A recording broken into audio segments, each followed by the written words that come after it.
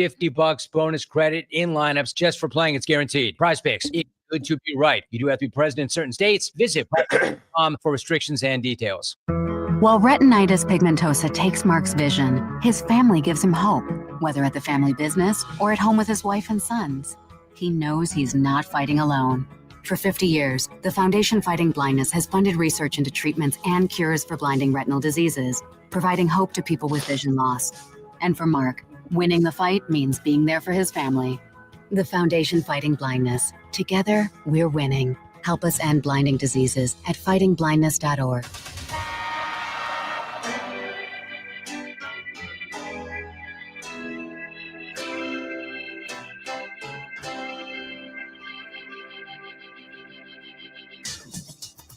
Now, from Wichita's most listened to sports radio, 97.5 and 1240 KFH, this is Sports Daily.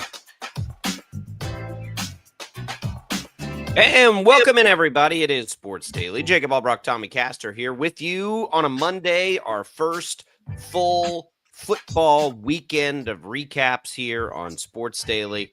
And man, do we have a lot to get to today with you. We will get you all caught up on the NFL weekend, including, since the last time we talked to you, a season opening loss for the Kansas City Chiefs. We will have that for you.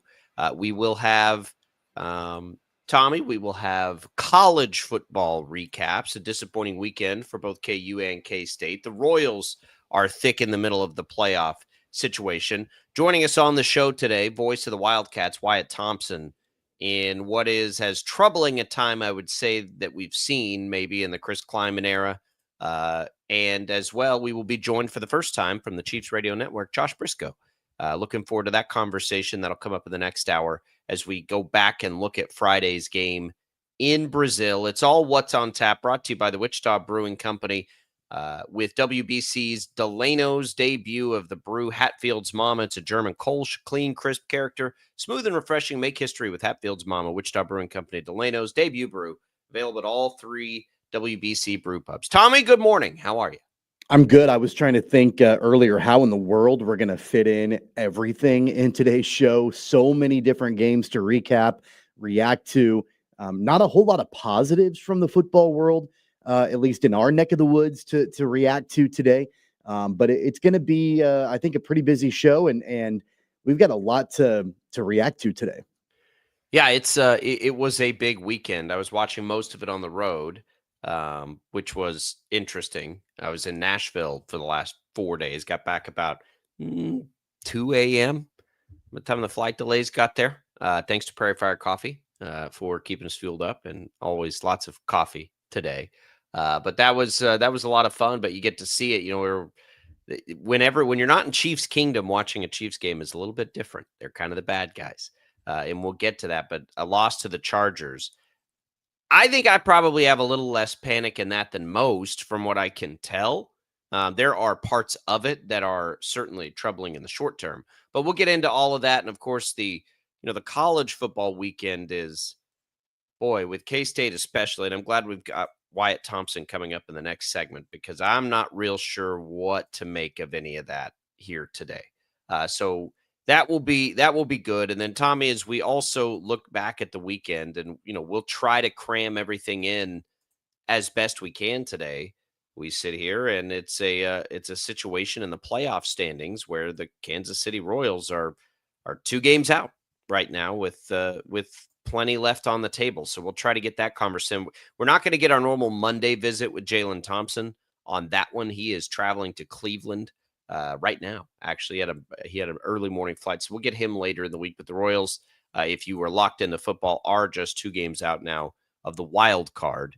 So there's that. If we run out of time today. Yeah, I know you were traveling last night, but we also kind of buried the lead that not local at all, but one of the craziest comebacks ever in Sunday Night Football. The Bills and the Ravens. The Ravens had a 15-point lead with a few minutes to go, and here comes Josh Allen and the Bills. I mean, it was a heavyweight bout between 2 extremely dynamic and explosive offenses, and the Bills are able to get it done at home, and it was wild. That was a wild, frenzied comeback last night. Yeah, I think it was a great way to be in an airport for so long today to just watch that the whole time. So I appreciate them for that. Up until the final plane taking off was when I saw the game-winning field goal right before you have to go to airplane mode. So that was nice. Um, yeah, look, I don't think any of it surprises me. We've seen the Ravens blow big leads late. That's kind of their thing sometimes.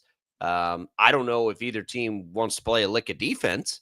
If I'm, evaluating that, I think for most people, I think probably from that game, the biggest takeaway is if you're a Chiefs fan, you're like, how are we going to beat them right now? Right? Like if looking at the openers, but I just wouldn't overthink it that much. Two great quarterbacks were on a heater last night. I don't, this is the NFL. It's week 1. That was a fantastic game, but I don't think we need if we're dissecting, who we think our Super Bowl champion is, maybe, and it's one of those teams, you feel great. But even if you pick the Bills or the Ravens, could you really feel good about their defense right now? You couldn't buy any defense last night. So let's not overreact to it. Let's just enjoy the fact that that's one of the better games we've ever seen. And it happened to come in the final window of the opening weekend. It was fantastic. Yeah, I mean, and I think that also you've got major storylines developing after week 1, like the Packers flexing over the Lions, and I don't think that you can overreact if you are a Lions fan necessarily. Like, I think the Lions are still going to be really good, but the Packers are establishing themselves as potentially a force in the NFC. Aaron Rodgers had a vintage Aaron Rodgers performance, probably some added motivation that you're going up against the Jets. And he said as much in the postgame show that he wanted to beat anybody and everybody associated with the Jets. But 4 touchdown passes from him. And, he looked like Aaron Rodgers when he was winning MVPs a couple of years ago. So there were definitely some big takeaways from week 1. Oh, yeah. And of the juiciest offseason drama, that was certainly one of them. Pittsburgh probably needs to figure out how to play defense again. That was a little strange. And then did you see the guy we've been talking about for the last 3 weeks, Micah Parsons? Did you see him after the game? Upset that the Cowboys traded him so close to the start of the season. The guy that requested the trade. Right. Remember the dramatic Twitter, but the Packers looked awesome. They did. They looked really good. The Lions on the road. We'll see. There were a lot of people making Lions predictions based on the fact they don't play as many games indoors as they did a year ago, which certainly fits their style. But as you see them have to replace coordinators, and we'll see their former offensive coordinator tonight, that was not a good opening salvo for the Lions. They've got to get some stuff figured out. And I thought Green Bay was going to have the best defenses in football without Micah Parsons. How about Micah Parsons on a pitch count and how good that defense looked? That defensive line is gnarly. And that's going to take a minute for us to refocus the fact that they're going to be a defense-first team. They are really, really good on that side of the ball. They were last year, and they just added Micah Parsons to it. Yeah, and when you combine the Micah Parsons addition to an already solid defense, and you have them face off against a Ben Johnson-less Lions offense, for me, that's a big reason why on Friday, when we did our Friday football picks, I was all over the Packers. And it's not a knock on the Lions necessarily, but I'm like, man, this has a dominant defensive performance written all over it, and that's what happened. And I should have been. I know I was just remote. I just sent you picks. I should have been too. It should have been Jared Goff outside. The whole thing was screaming Packers, and I think I took the Lions. But all right, when we come back, we're going to take a quick break. Speaking of the NFL, by the way, you can't count on much these days, but you can always count on the NFL on Paramount Plus on Sundays. CBS and Paramount Plus is your home for the NFL. But we're going to switch to college football when we come back because KState, Tommy, maybe should be 0-3 with 2 of the games they've played coming against Army and North Dakota. I don't know what is happening there in Manhattan, but we're going to ask the voice of the Wildcats next. Wyatt Thompson's going to join us. And it is, it's getting a little dicey, as it should be right now. And they've got to get some stuff figured out, but we'll do it next. That's coming up. Wyatt Thompson joining the program. Jacob Albrock, Tommy Castor here. We'll be right back on Sports Daily.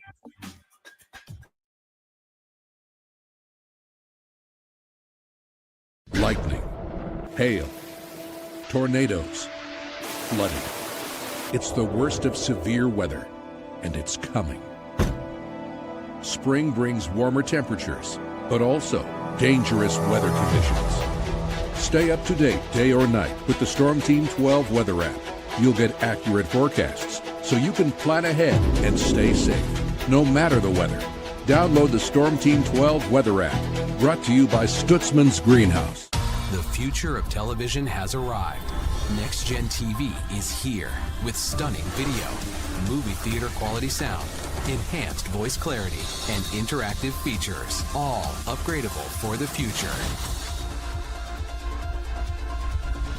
Learn more at watchnextgentv.com.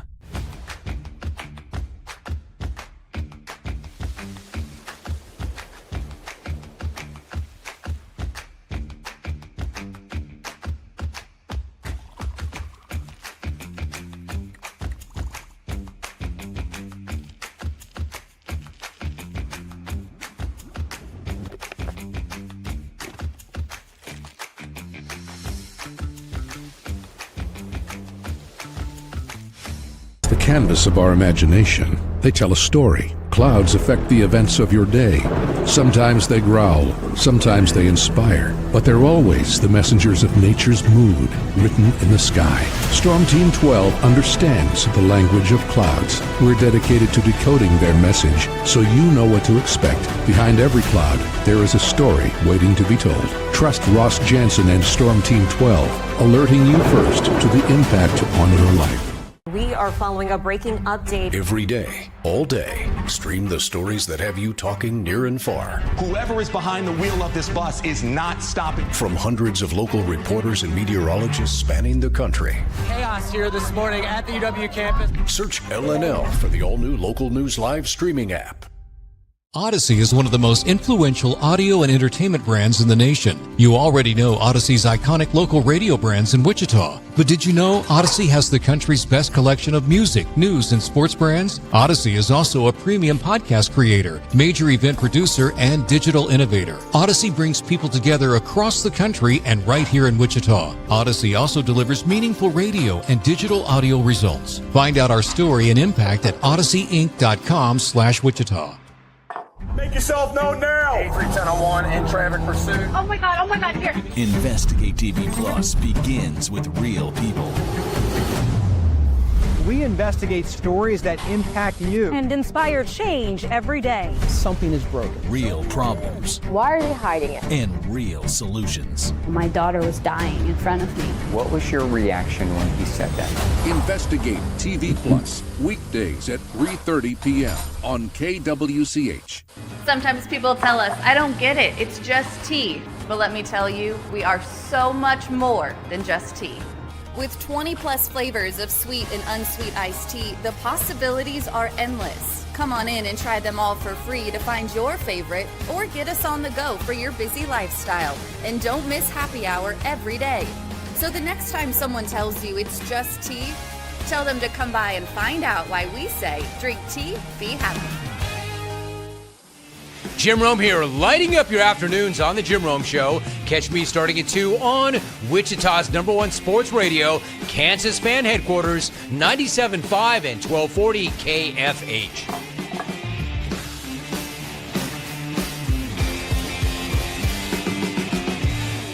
Mornings are busy. We're here to make your mornings better. We report the stories that affect you. 3 more hospital lies from contaminated apple juice just a day after the FDA issued a recall.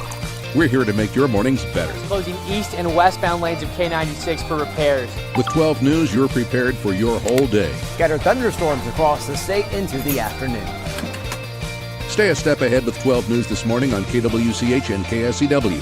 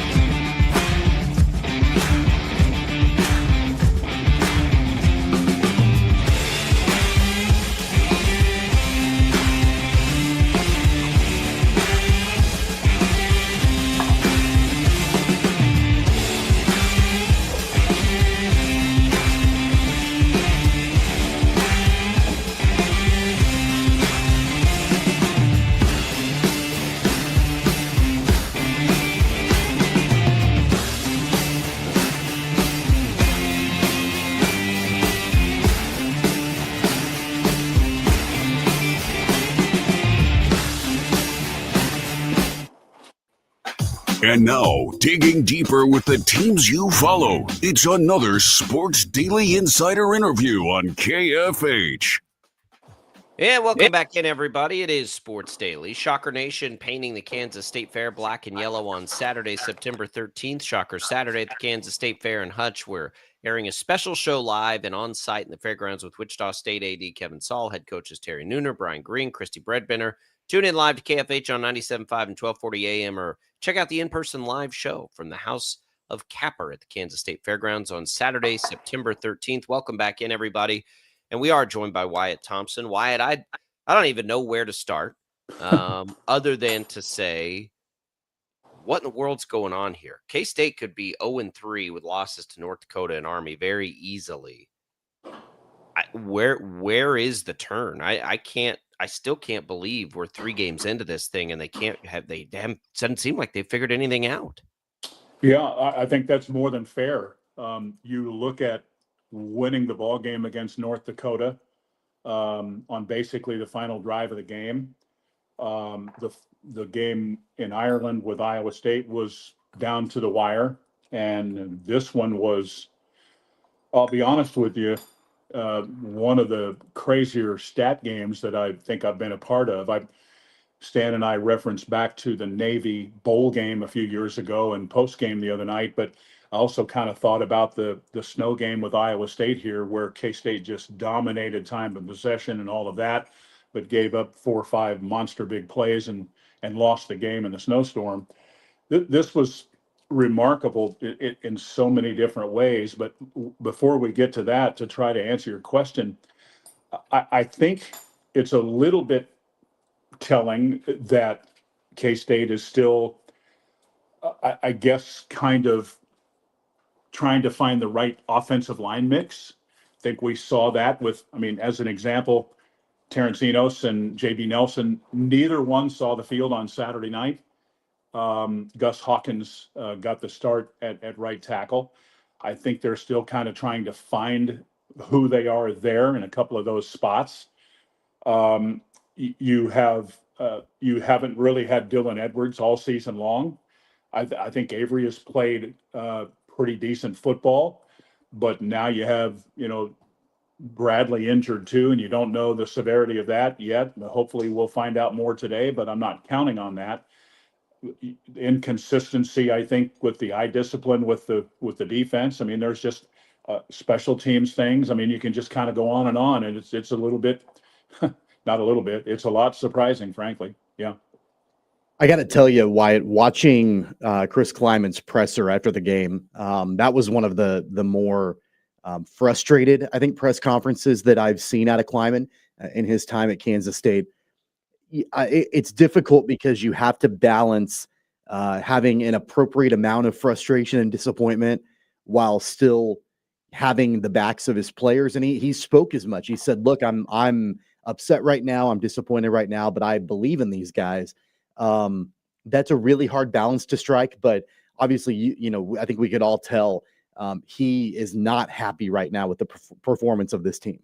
Without a doubt. And I know there were some that criticized him when he said he was proud of the team's effort, but I think that's all he meant by it. I think when you, and I think defensively is the real thought process here.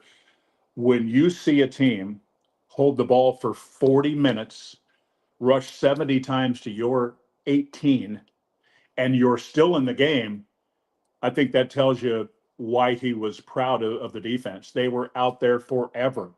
I remember even saying at one point, the plays were in the second half, I think, were 42-4. Think about that. That's just astonishing. So yeah, there's frustration. I do have to say, I think he does still like this team. I think they're more than capable of winning games, and yet we have just seen inconsistencies pretty much across the board, and it's frustrating for him, these coaches, players. You just got to find a way to be better. And you know what? Life doesn't get any easier. I think in the preseason, you look at this game coming up Friday night, and you're thinking, well, there's a win there, and then you come back and do this and do that. And I don't know that you can look at it like that now. I'm just being blunt about it. I don't think you can look at it like that. It's interesting, Wyatt, when we asked you there, as K-State loses at 24-21, you started kind of with the offense, and I agree with you. Look, the defense, 24 points, new style, but the offense is, to me, has as much responsibility. You can't score 8 points in the second half. Correct. Against me. Like, that can't happen. And it can't all be a Dylan Edwards thing. So, like, what is not being unlocked appropriately for the offense here? Like, what do they need to do to be the offense we all thought they should be coming into this season?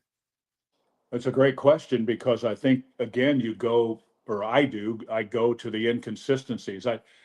Maybe you look at the consistency part first. I don't know if you guys agree with this or not, but I think Avery has played enough decent football for this team to have had a shot at 3-0. Do you agree with that? I would. Sure. Yeah. So up and above and beyond that, though, I mean, what are we looking at? No Dylan Edwards. The run game has been below par. I mean, guys, I know they didn't have the ball much, but they rushed for 74 yards on Saturday night. 18 attempts. That's the thing I think that's, maybe sticking in the craw of K-State fans, because they are used to a hard playing, tough physical football team that wants to run the ball first and foremost, and they're not really doing that, and that puts a lot of pressure on everything else. They've been inconsistent on first down. They haven't been real good on third down conversions. You're not getting the offensive line push or the consistency there that you want. So it's kind of all over the map, really. And I don't think it's, necessarily a lack of effort or anything like that. It's a lack of results. Tarleton, real quick on that, Wyatt. Tarleton ran the ball for almost 200 yards against Army. Yes. Tarleton State. Yes. And a good FCS team, but I mean, this is a Power 4 team that was ranked 17th in the country going into the year. And I think everybody had huge high hopes for this group. And I don't know that any of us saw that coming. And I think that also adds to the frustration, to be honest with you. You mentioned something, Wyatt, just a moment ago that I think has been a troubling trend over all three of the games that Kansas State has played. And that's the inability to get off the field on third down and even fourth down, for that matter. They weren't able to do that in the opener. They struggled against North Dakota. Part of the reason why Army dominated time of possession and number of plays ran in the second half was because they were converting on third down, fourth down, all of that. That's been kind of an Achilles heel for Kansas State basically this entire season. Can you pinpoint any reason as to why that continues to happen? Does it go back to that eye discipline that we've been talking about? Well, I think certainly some of it. I'm going to give Army some credit here. I don't want to make them out to be, 1950s Oklahoma running the ball necessarily either. But think about it like this. They had 22 third down conversion opportunities and were 10 of 22. That's pretty good. I don't know that it's astonishingly great, but 6 of 7 on third down or on fourth down. And we talked about all week long that this was going to be a low possession game. Do you guys know how many possessions K-State had in this game? 6. Yeah, 6. That just blows my mind. I mean, I've done a lot of games in my lifetime, and I just don't know that I've seen that kind of number. And here's how weird the game was. You heard Coach Kleiman say in postgame, I'm sure, that the long kickoff return almost hurt them because they were out there forever defensively. They get the return, take the lead back, and then the defense has to go right back out there. I understand why he said it, but it just sounded so odd. And I think it goes with the oddity of this game and the oddity of what's happening with this team. I'll tell you what it reminds me of a little bit. I think I might have texted this to Tommy. It kind of feels like K-State is starting like KU started last year, where you just kind of scratching your head. You feel like they're the better team and they're losing. The reality for K-State is, though, now none of this matters. Now, Arizona, I mean, it matters that they play well. It doesn't really matter. This now becomes a Big 12 thing, right? Yep. Lost to Army and a close win to North Dakota. K-State could win all the rest of their games, and they're probably not an at-large team. Doesn't matter anymore. Now it's a Big 12 thing. So How do you take Arizona, which is not a Big 12 game, reminding folks out there, it's still not a conference game. It was scheduled before Arizona joined the league. How do you go into that and just sort of reset things there? Like just start from scratch here? Yeah, and I think that's kind of the deal. I mean, when we went into the Army week, it was about getting some things corrected. And Coach Kleiman was frustrated enough saying that, hey, if we don't get the eye discipline correct, there are going to be some guys that don't see the field, right? You saw him, and I mentioned this with a couple of linemen who had been starters that didn't see the field. So they're trying to get some things figured out. But I'm not sure if I have an easy answer for you on that, to be honest. I don't. I think you just go back to, kind of what you try to be, who you are. I remember him telling the guys before the Iowa State game, be who we are, and we're fine. And I think they were probably closer with Iowa State than they were the next two games. I don't know if you agree with that or not, but I believe that in my heart. So I still think there is potential for this team to get this thing turned a little bit, but it's going to have to start with the consistency, turning the inconsistencies into consistency, whether that's first down, getting a better push with the offensive line in the run game, having more guys be productive offensively. Defense, I think the defense, Army is hard to judge defensively because they're so different and unique. But I thought K-State played a solid defensive game in Ireland.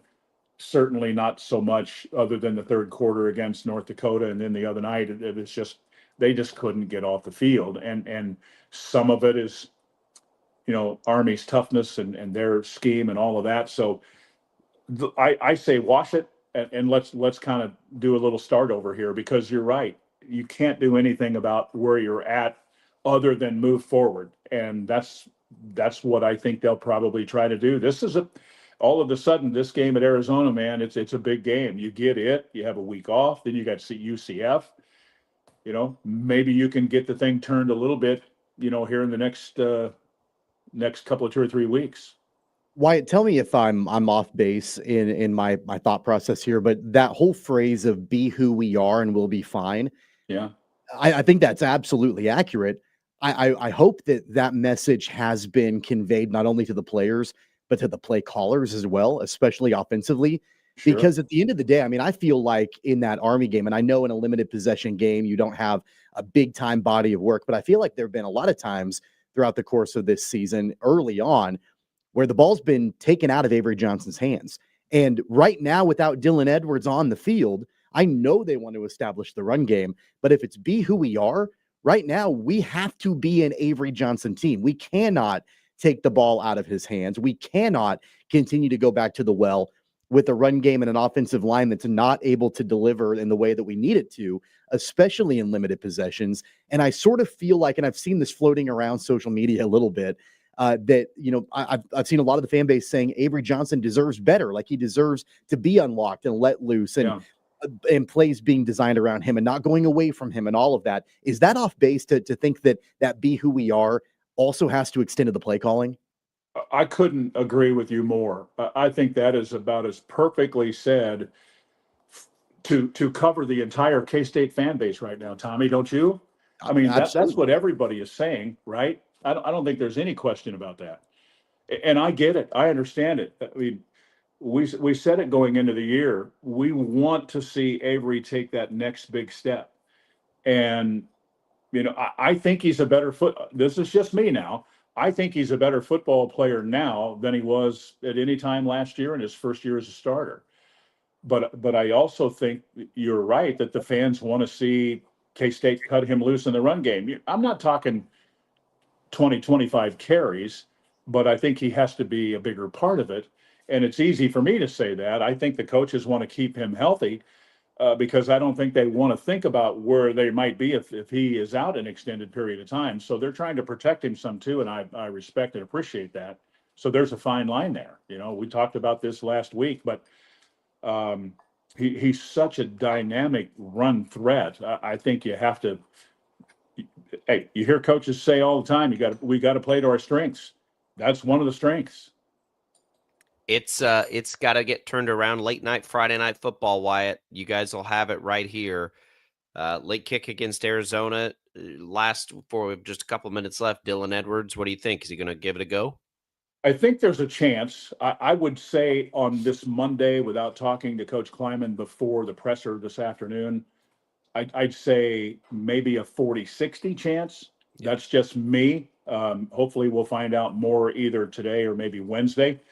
I'm sure there's part of Chris Kleiman that's thinking with a ankle sprain that if you can go get this one without him and then a week off, then you have him after the bye week. Maybe that is in play here. Probably more detailed than you wanted there, but I think all of us would like to see him back. But you also want to see him back healthy, and with the way he plays, he needs to be playing on a healthy ankle. That's obvious. And this will be a hard game. You know that last year, I think Arizona was introduced to the league and they got a little bit overwhelmed physically, but they've done a really good job in the portal. They've got some receivers, not just Teteroa McMillan. He's gone now and a pro, but they'll be hard. And they're at night. I hope we don't have a 2-hour delay like they did the other night against Weber State. I can tell you that. Yeah, they got 2 wins out of the gates, 2 pretty impressive ones. Wyatt, we appreciate it. We're out of time today. Let's all hang in there. We got a long season to go. We'll focus on the Big 12. You betcha. Thank you, fellas. There goes Wyatt Thompson.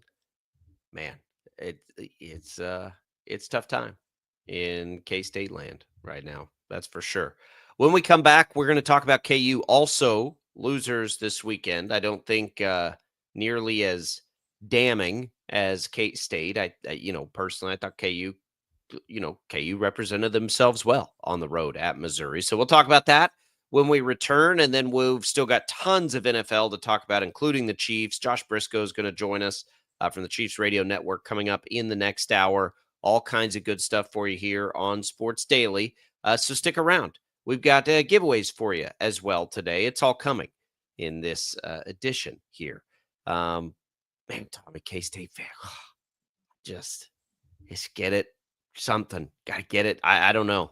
Yeah, I mean, and look, I understand that the path, for them long term is they've got to go after a Big 12 championship, and I've heard you say that a few different times. This is not a team that's going to win the Big 12. Well, no, I'll tell you right now, they're the not one we've seen the last 2 weeks. No, and eventually you have to get to a point to where this is who they are. It's not just the way that they're playing right now; it's who they. And I don't think that they are a Big 12 championship caliber team. I don't. They'll win games. I mean, don't get me wrong. They're going to win games. They're not a conference champion. It's just not in the cards, I don't think. Well, they're certainly not playing like one. And whether they can get there, I guess, is the story now of their season. But more on that throughout the week here. When we come back, let's talk KU on Sports Daily. It's Albrocht and Caster. Don't go away.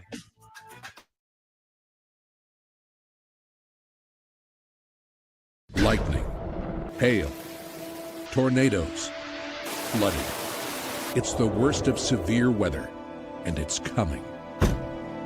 Spring brings warmer temperatures, but also dangerous weather conditions. Stay up to date day or night with the Storm Team 12 weather app. You'll get accurate forecasts, so you can plan ahead and stay safe, no matter the weather. Download the Storm Team 12 weather app, brought to you by Stutzman's Greenhouse. The future of television has arrived. Next Gen TV is here with stunning video, movie theater quality sound, enhanced voice clarity, and interactive features, all upgradable for the future. Learn more at watchnextgentv.com.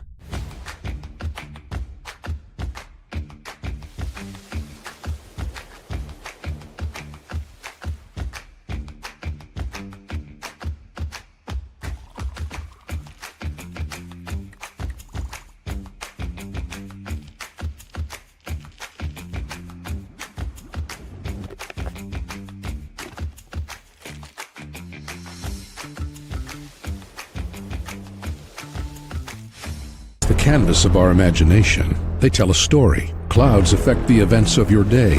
Sometimes they growl, sometimes they inspire, but they're always the messengers of nature's mood written in the sky. Storm Team 12 understands the language of clouds. We're dedicated to decoding their message so you know what to expect. Behind every cloud, there is a story waiting to be told. Trust Ross Jansen and Storm Team 12, alerting you first to the impact on your life.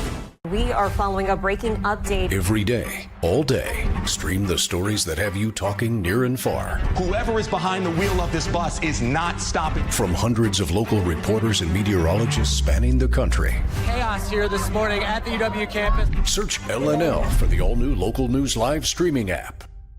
Odyssey is one of the most influential audio and entertainment brands in the nation. You already know Odyssey's iconic local radio brands in Wichita. But did you know Odyssey has the country's best collection of music, news, and sports brands? Odyssey is also a premium podcast creator, major event producer, and digital innovator. Odyssey brings people together across the country and right here in Wichita. Odyssey also delivers meaningful radio and digital audio results. Find out our story and impact at odysseyinc.com/Wichita. Make yourself known now. 31001 in traffic pursuit. Oh my God, here. Investigate TV Plus begins with real people. We investigate stories that impact you. And inspire change every day. Something is broken. Real problems. Why are they hiding it? And real solutions. My daughter was dying in front of me. What was your reaction when he said that? Investigate TV Plus, weekdays at 3:30 p.m. on KWCH. Sometimes people tell us, I don't get it, it's just tea. But let me tell you, we are so much more than just tea. With 20 plus flavors of sweet and unsweet iced tea, the possibilities are endless. Come on in and try them all for free to find your favorite or get us on the go for your busy lifestyle. And don't miss happy hour every day. So the next time someone tells you it's just tea, tell them to come by and find out why we say drink tea, be happy. Jim Rome here, lighting up your afternoons on The Jim Rome Show. Catch me starting at 2 on Wichita's #1 sports radio, Kansas fan headquarters, 97.5 and 1240 KFH.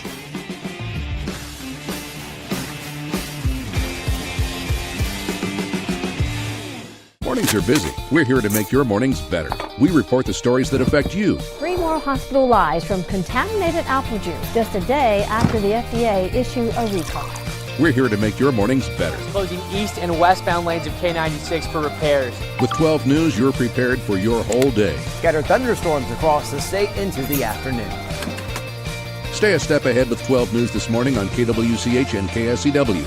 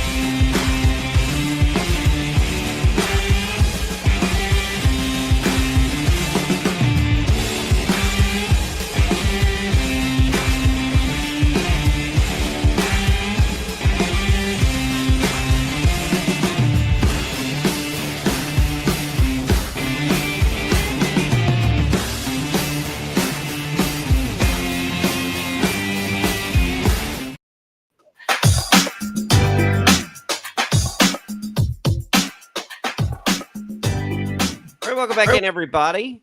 Thanks to Crestview Country Club for their support of the program here on Sports Daily. Tommy, you had the big internal golf tournament there this weekend. How'd that go? It was good. It was a long weekend. You're tired because you traveled. I'm tired because I played a bunch of golf this weekend, but it was fun. It was beautiful weather this weekend. Played 27 holes on Saturday, Played 18 holes on Sunday. My team did not make it into the playoff, which that's a grind as well. So it was fun though. We had a really good time. And the cool thing about that tournament out at Crestview is that it's the member base. It's not a member guest, so you're not bringing in a bunch of other people that maybe you don't know and you'll never see again. It's an opportunity for the membership to hang out together for a weekend, and it's always a lot of fun. Yeah, nobody asked me to be on their team this year. You were out of town. I'm not sure. Yeah, that's right. That's what it was. You said I'm tired, Tommy. My wife and I. So yesterday, it's like, all right, we're gonna have this last day in Nashville. We got a hotel room. It was awesome. We were down there, and Sunday was just gonna be like, we're just gonna hang. We're gonna watch football. We're gonna explore. We both got food poisoning. Bad barbecue. So the entire day yesterday, we're both just like, that's a fun way. That's a fun way to end it when you book the late flight so you can enjoy the last day. Man, tired is. Was it all out of your system by the time you actually made it on the plane? No, absolutely not. Yikes. No, we're like right now I'm dealing with it. Like fun. hers struck a bit earlier than mine. And then once mine hit, I was like, there was only one time we ate the same thing and it was a barbecue. We both had the brisket. And I'm like, well, we know what it was. But that's been pleasant. No, it was good. I tell you what, I'll spend some time in that city. I had a blast. Like it is perfect. If you like live music, those first couple of nights, like you couldn't do anything but just like you walk in and everybody's an insanely, it's almost like full band piano bars everywhere, right? Like you've got these insanely talented people just playing all kinds of different music, and it's everywhere. It's everywhere. There were more people there than I've seen in Vegas in years. It was crazy. I guess what do they call it, Nash Vegas? Oh, heck yeah. I love it. I've gone a couple times, and you do all the sightseeing during the day, Grand Ole Opry and Country Music Hall of Fame and like all these different things. And then at night, that's when the city comes alive and you've got all the live music and all the great bars and honky tonks and all. I love it. It's fun. Honky tonks are my wheelhouse. I didn't get in. We stopped at the Grand Ole or at the Country Music Hall of Fame, and I didn't have a chance to get in. So I've got to go back and do some of that sightseeing. All right, Tommy, let's talk KU here. Look, I don't like that they lost. It was 42-31 there. Missouri, too much in the fourth quarter, 21 second half points. Kansas started hot and kind of sputtered out offensively. So, by the end of it, when you look, Mizzou has them doubled up in yards. Mizzou, the offense that we thought they might have going into the game eventually showed up. I don't want to say it's like a good loss because I don't think that at all. But I don't think it was anything that should derail some early season momentum for the Jayhawks as they go into a bye week before Big 12 play. I think KU is probably in better shape than those of us like me who were just kind of in wait and see mode with them this year. Like they're better than that. But I mean, I don't like that they lost to Mizzou.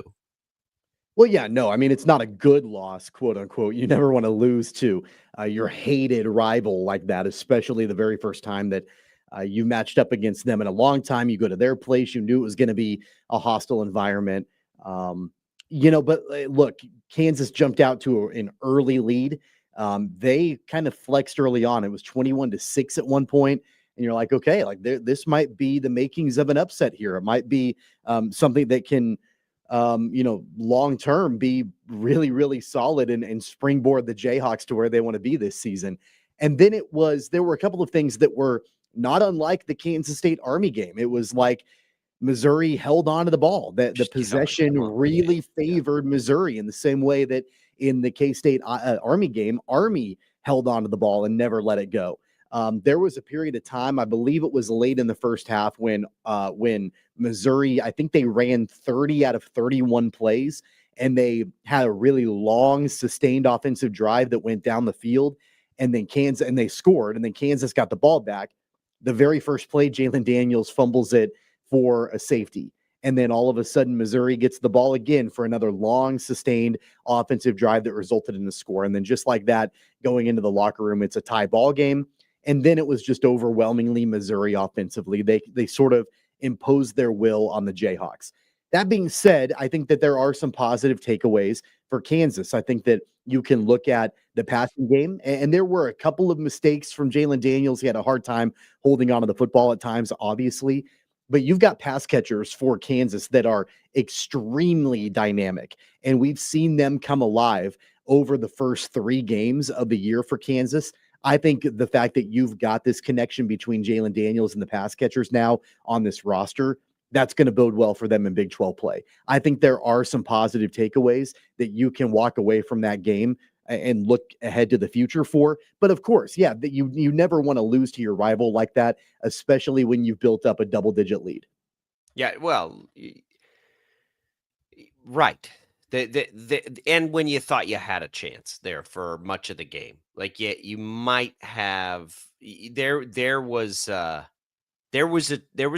moment there that it looked like KU was going to have it, and then it got away from him a little bit, and then there was another moment where like, well, maybe, and then you look at it at the end of the day, and that stuff, with ball control, just screams at you like, man, KU just never had the ball.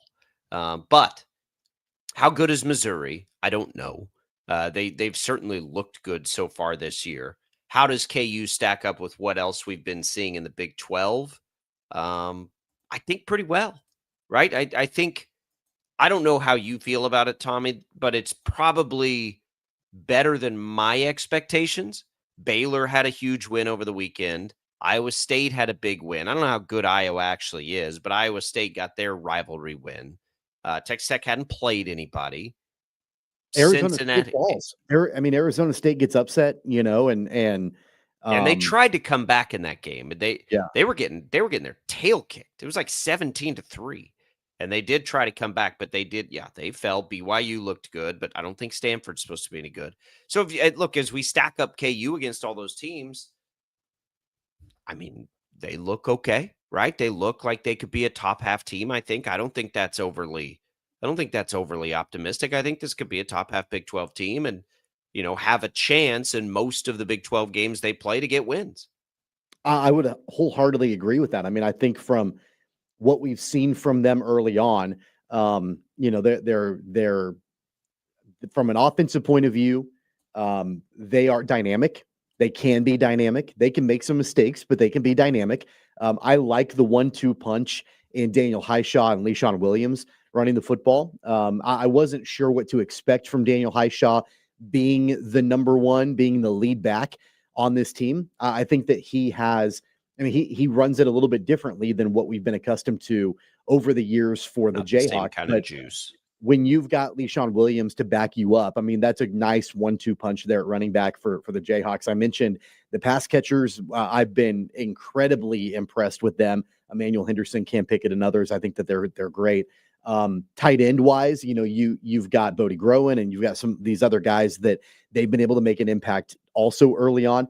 For me, the biggest question mark, and we really saw this come to light in the game against Missouri. It didn't happen against Wagner. It didn't happen against Fresno State. But defensively, can Kansas get off the field in critical third downs? And can they stop drives? Can they get the ball back? Missouri did a really good job of converting. They did that, especially in the second half. They were able to hold on to the football. They were able to, keep it to where they didn't give the ball back to Kansas much at all. And so those are my biggest question marks, I think, for Kansas moving forward. Yeah, I think Highshaw, I like Highshaw. He doesn't have the same juice as a guy like Devin Neal. Obviously, they didn't run the ball at all in this one against Missouri. If you took Jalen Daniels out of it, Tommy, what did Highshaw Williams, 9 carries for 11 yards, I think it was. I do think this will be a pass-heavy team. I think the pass catchers have looked good. How many, what was it, 3? Or it was at least 2. Jalen Daniels misses to, I think he missed Henderson once, and maybe Henderson had a better opportunity. Those were touchdown throws, right? And that happened twice. I think offensively, this is going to be a pass-heavy team. I think so too. Before it's all said and done. As much as I like those pass catchers, and I can go on and on and on about how I like the connection with Daniels, and especially knowing who he was losing at wide receiver, wasn't sure exactly how these guys are going to gel early on. I think overall it's been good. there were some critical drops in Saturday's game. Yes, there were. Emmanuel Henderson had one that, you've got to haul in. And there were some that were, that the fate of the game hung in the balance, and they needed to convert offensively, and you had a couple of drops. And so you've got to clean that up, especially when you get into conference play. But overall, generally speaking, I think this retooled offense, other than Jalen Daniels, it's exceeded my expectations through 3 games. Yeah, for sure. Me too. They in general have exceeded my expectations through 3 games. I think that game was closer than 11 points, and that's a weird thing to say because Missouri dominated the box score, but those dropped passes, the one would have been a touchdown for sure, and I think that was the one Jalen Daniels just missed on. I don't think that was the drop, but I think KU going into a bye week can feel pretty good. West Virginia is up next, but they're not good at all. They lost to Ohio this weekend, so that'll be a game KU will probably be favorites in, and that's where we look next with the Jayhawks. But they get a week off here; they don't play again. Good timing for them, and they'll have a chance to regroup a little bit and put it out there on display in the Big 12. But it looks like a bowl eligible team to me for sure. That might be, the middle of the expectation, and then we'll see how much better than that they can get. All right, coming up here on Sports Daily, we still have plenty to come. We've got another hour coming your way, including our first conversation of the year, first conversation on this show with Joshua Briscoe, who is part of the Chiefs Radio Network now. We'll have a lot to talk about with the Kansas City Chiefs. We'll start to do that in the next hour. We'll look elsewhere around the NFL, too, in that opening weekend in the next hour as well. It's all coming for you here. And just a reminder, Royals fans will have a chance to spend a little more time with the Royals tomorrow. They are 2 games out of the wild card with the series coming up in Cleveland. And don't look now, but the Guardians have they've played their way back into this thing. They're not all the way out of it. So this becomes a big series with Cleveland, who's just 2.5 games back. Kansas City, 2 games back coming into the day. So pretty critical. And that'll be here tonight on KFH. All right, we'll come back. A lot of football talk, a lot of NFL talk in the next hour of Sports Daily. It's all Brockton Caster. Don't go away.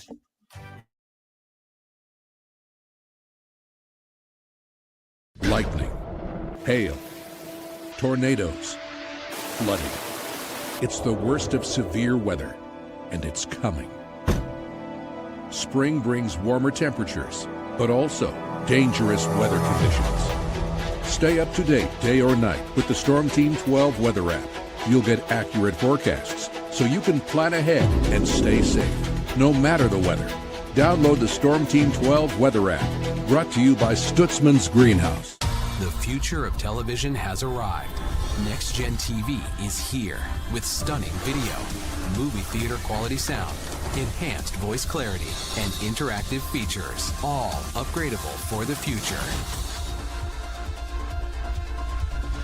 Learn more at watchnextgentv.com.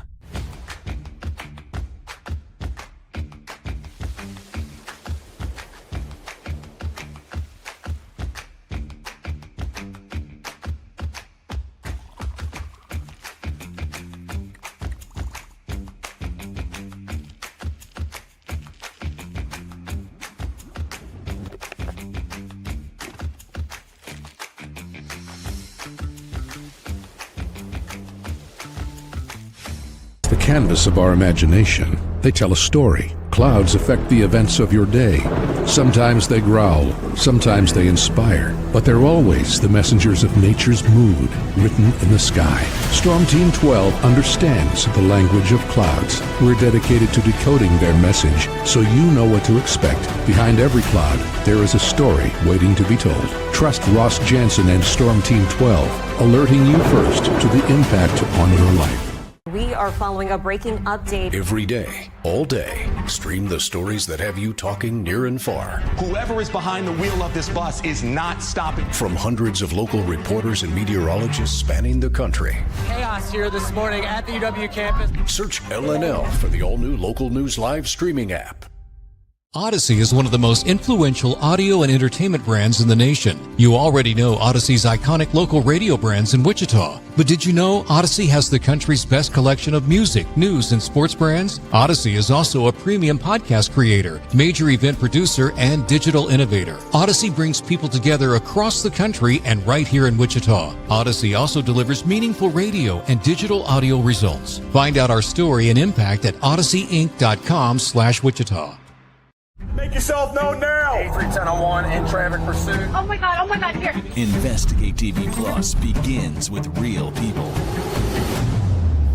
We investigate stories that impact you. And inspire change every day. Something is broken. Real problems Why are they hiding it? and real solutions. My daughter was dying in front of me. What was your reaction when he said that? Investigate TV Plus, weekdays at 3:30 p.m. on KWCH. Sometimes people tell us, I don't get it, it's just tea. But let me tell you, we are so much more than just tea. With 20 plus flavors of sweet and unsweet iced tea, the possibilities are endless. Come on in and try them all for free to find your favorite or get us on the go for your busy lifestyle. And don't miss happy hour every day. So the next time someone tells you it's just tea, tell them to come by and find out why we say, drink tea, be happy. Jim Rome here, lighting up your afternoons on the Jim Rome Show. Catch me starting at 2 on Wichita's #1 sports radio, Kansas Fan Headquarters, 97.5 and 1240 KFH.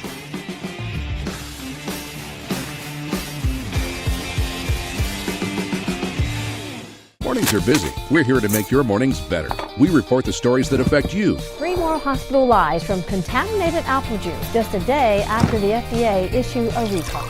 We're here to make your mornings better. Closing east and westbound lanes of K96 for repairs. With 12 News, you're prepared for your whole day. Scattered thunderstorms across the state into the afternoon.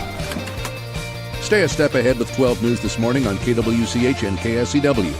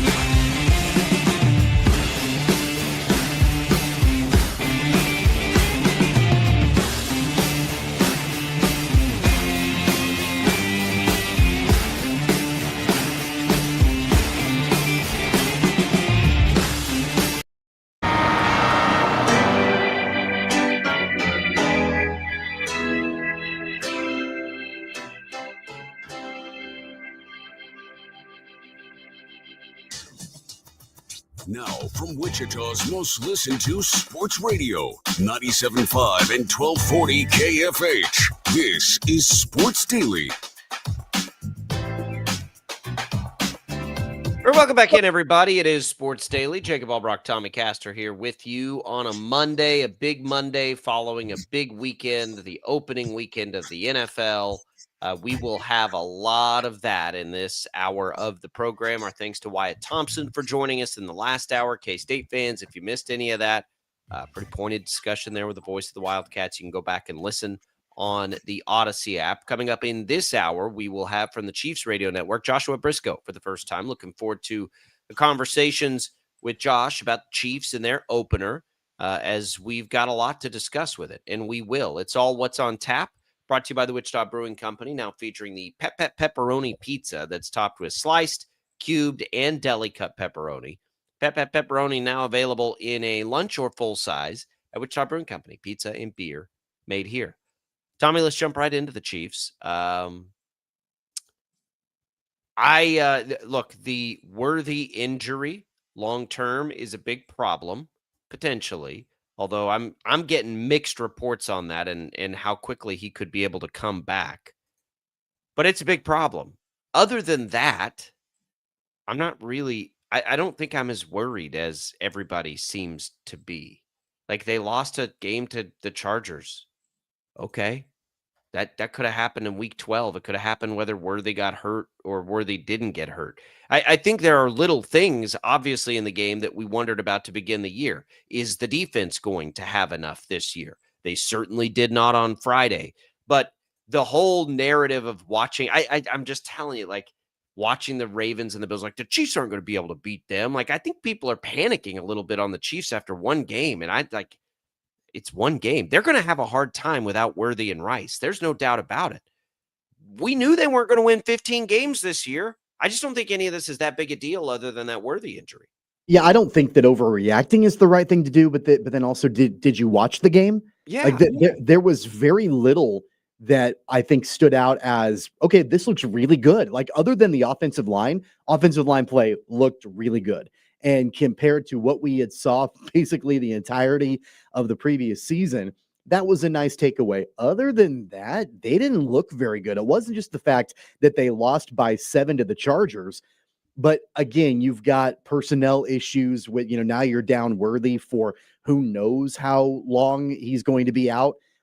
You've got a pretty thin wide receiver core all of a sudden, and there wasn't a whole lot of spark there, not a whole lot of juice there. Patrick Mahomes, and this has become something that's more, I think, more rule than exception over the last couple of seasons. His downfield shots didn't look great. And I know that it's partly because he hasn't had the personnel to be able to execute that. But there were some shots he took that he was off on. Defensively, they looked pretty poor, I thought, at varying times. I agree. That's the takeaway for me. They could not stop Justin Herbert at all. The running game, Amari and Hampton looked solid. And there were some plays that, it's his first game in the NFL, and he's running all over the Chiefs' run defense. And so there were definitely, I think, some concerning things. I'm not panicking. I'm not overreacting. I'm not saying that they're washed or they're cooked or they're not going to be able to be competitive in the division or the conference or even make it back to a Super Bowl. But there were certainly some concerning takeaways.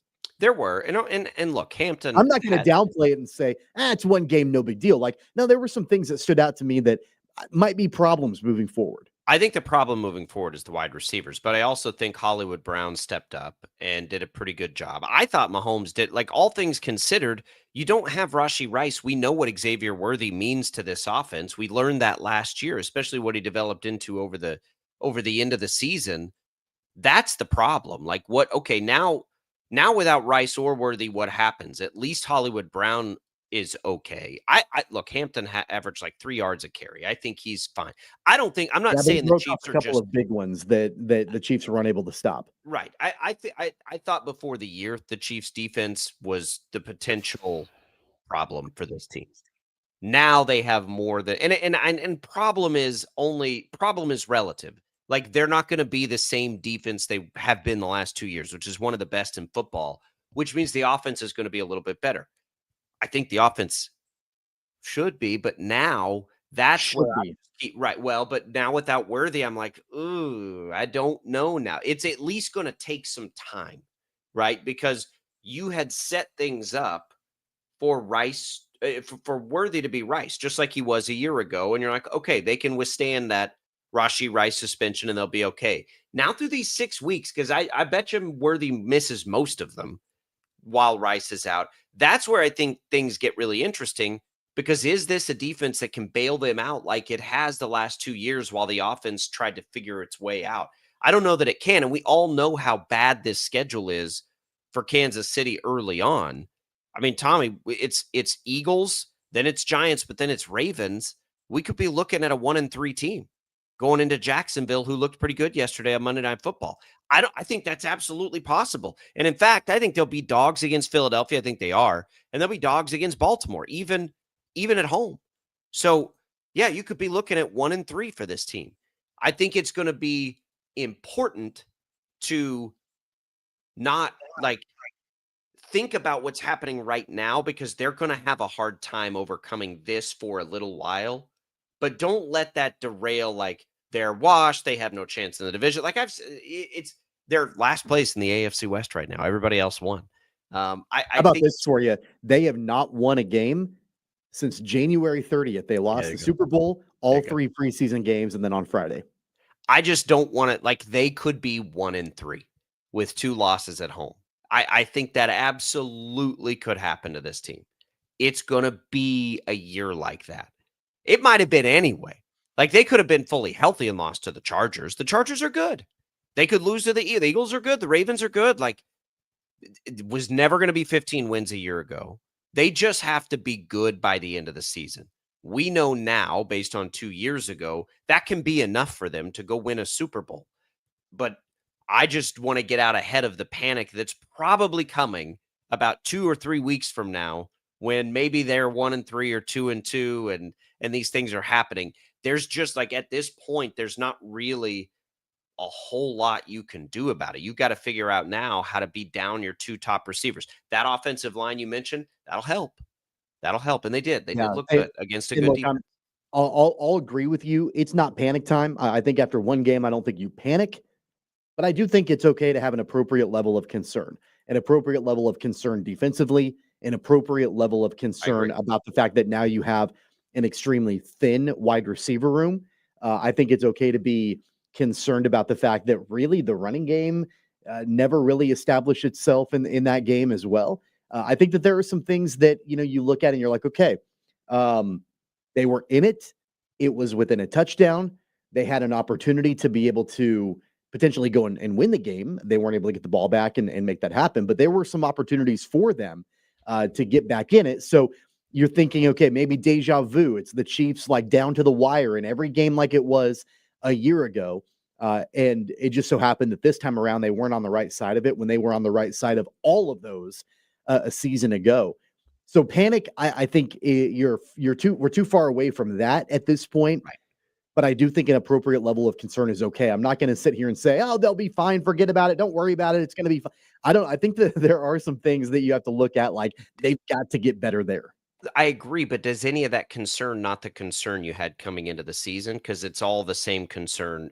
We did our predictions a couple of weeks ago, and it's the Chiefs aren't going to be as good defensively, and they're skating on thin ice without Rice in that wide receiver room. Obviously, we didn't expect Worthy to go down as early as he did, but these were already concerns. The concerns to me they're not just now setting in, or they don't these have always been the concerns. And now they don't have Worthy. Dad on X says, not panic mode, but the non-existent run game is a concern. They're behind the top tier teams in the league. I think Pacheco looked better than they've got to have a chance to re-game plan now. They're going to need to run the ball. And I cannot tell you how bad I don't want to talk about that every week again. They won't. But Pacheco's there now. Last year, they ran the ball last year more than they ever have. Just but doesn't a reminder. It make it that much harder? Because when you talk about the cream of the crop in the AFC, and we saw them both in action last night, and you've got Derrick Henry on one sideline and James Cook on the other sideline. And I know Henry had a phenomenal game. Cook looked good as he usually does. You kind of yearn for that if you're a Chiefs fan. You're like, man, and it's not a knock on Pacheco. That's not their identity. It's not their style. It's not what they do. And they have to change it. And if Mahomes is going to run the way he ran, that can be a part of it too. It certainly is for Buffalo and the Ravens.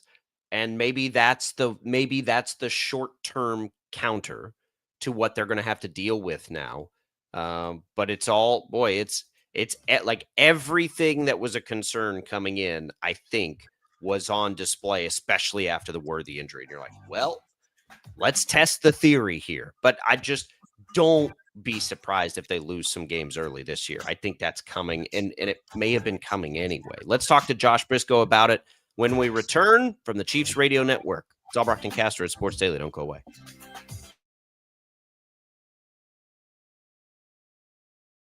Lightning, hail, tornadoes, flooding. It's the worst of severe weather, and it's coming. Spring brings warmer temperatures, but also dangerous weather conditions. Stay up to date day or night with the Storm Team 12 weather app. You'll get accurate forecasts, so you can plan ahead and stay safe, no matter the weather. Download the Storm Team 12 weather app, brought to you by Stutzman's Greenhouse. The future of television has arrived.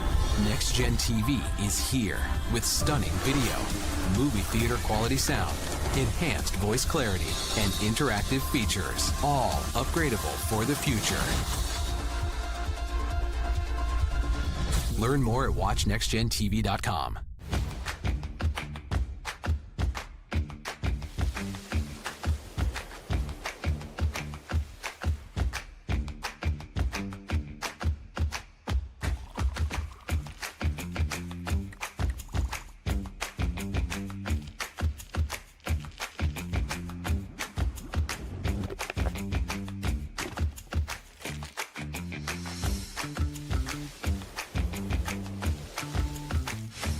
Canvas of our imagination. They tell a story. Clouds affect the events of your day. Sometimes they growl, sometimes they inspire, but they're always the messengers of nature's mood, written in the sky. Storm Team 12 understands the language of clouds. We're dedicated to decoding their message, so you know what to expect. Behind every cloud, there is a story waiting to be told. Trust Ross Jansen and Storm Team 12, alerting you first to the impact on your life. We are following a breaking update. Every day, all day, stream the stories that have you talking near and far. Whoever is behind the wheel of this bus is not stopping. From hundreds of local reporters and meteorologists spanning the country. Chaos here this morning at the UW campus. Search LNL for the all-new Local News Live streaming app. Odyssey is one of the most influential audio and entertainment brands in the nation. You already know Odyssey's iconic local radio brands in Wichita. But did you know Odyssey has the country's best collection of music, news, and sports brands? Odyssey is also a premium podcast creator, major event producer, and digital innovator. Odyssey brings people together across the country and right here in Wichita. Odyssey also delivers meaningful radio and digital audio results. Find out our story and impact at odysseyinc.com/Wichita. Make yourself known now. 831001 in traffic pursuit. Oh my God, here. Investigate TV Plus begins with real people. We investigate stories that impact you. And inspire change every day. Something is broken. Real problems. Why are they hiding it? And real solutions. My daughter was dying in front of me. What was your reaction when he said that? Investigate TV Plus, weekdays at 3:30 p.m. on KWCH. Sometimes people tell us, I don't get it, it's just tea. But let me tell you, we are so much more than just tea. With 20 plus flavors of sweet and unsweet iced tea, the possibilities are endless. Come on in and try them all for free to find your favorite or get us on the go for your busy lifestyle. And don't miss happy hour every day. So the next time someone tells you it's just tea, tell them to come by and find out why we say, drink tea, be happy. Jim Rome here, lighting up your afternoons on The Jim Rome Show. Catch me starting at 2 on Wichita's #1 sports radio, Kansas fan headquarters, 97.5 and 1240 KFH.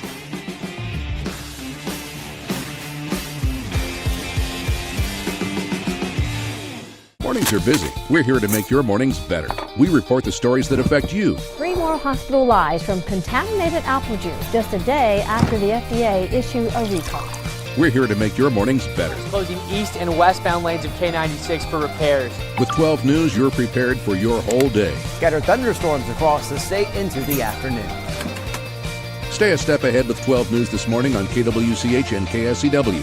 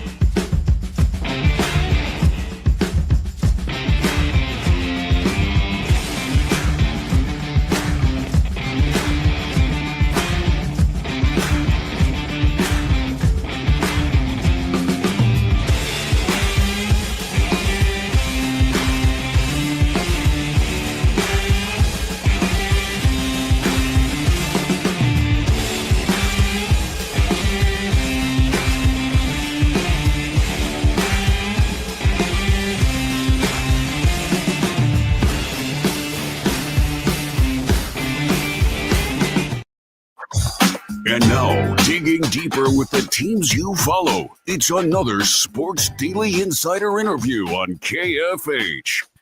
All right, and welcome back into Sports Daily. Jacob Albrock, Tommy Castor here. We are joined for the first time this year. Joshua Briscoe, Chiefs Radio Network in.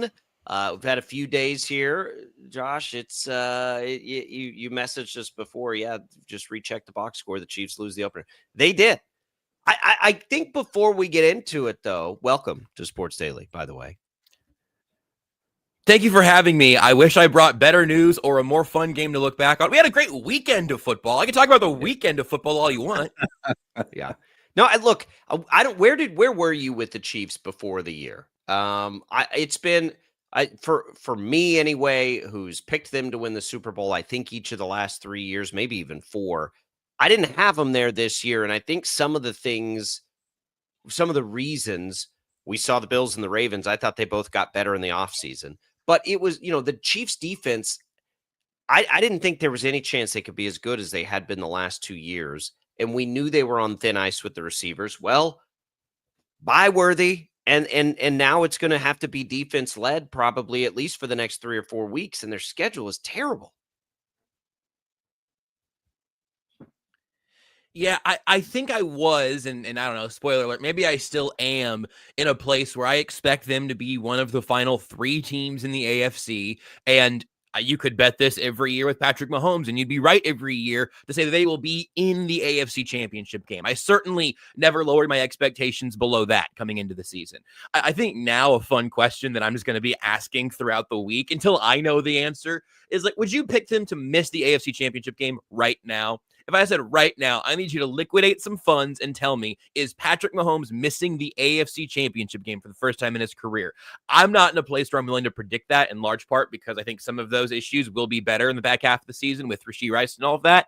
But the thing I was saying before Chiefs-Chargers that feels cursed in retrospect is that this isn't one of those week 1 games you can sleepwalk through and have no consequences. This isn't the Lions game of a couple years back where Kadarius Toney dropped every pass, Chris Jones is in the box, Travis Kelce is hurt. Well, it's an NFC team and they'll figure things out, and they did.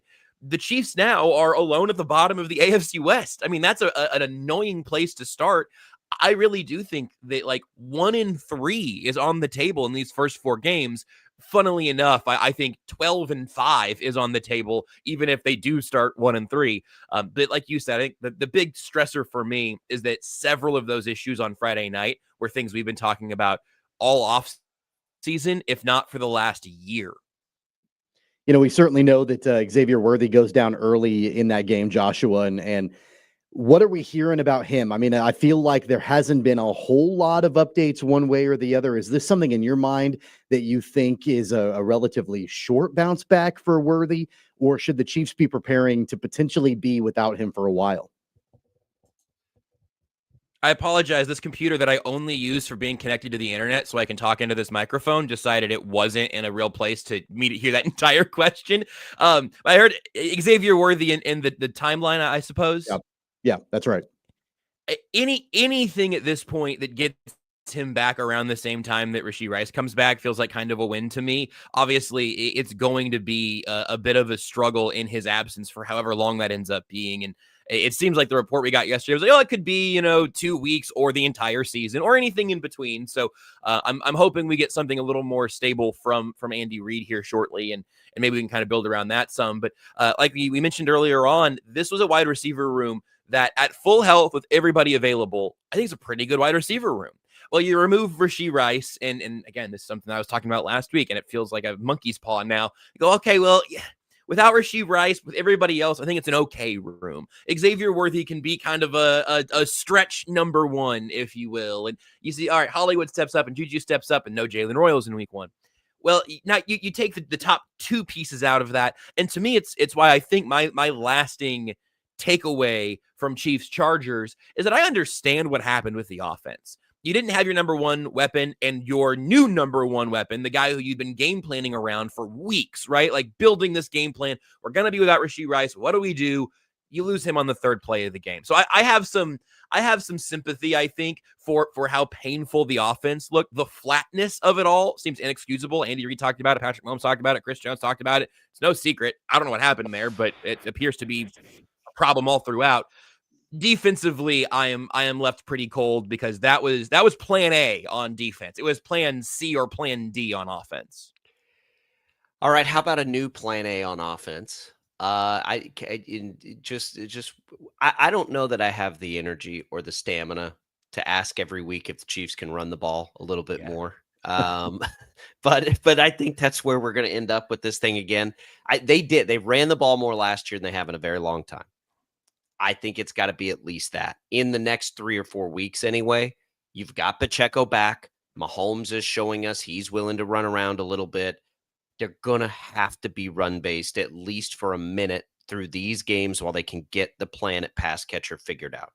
Can you take any of that burden off of Patrick Mahomes' shoulders? I think that's a way that you can do it. Ideally, yeah. To your point, like they ran it last year. They ran it effectively and efficiently, but obviously not explosively in any way whatsoever.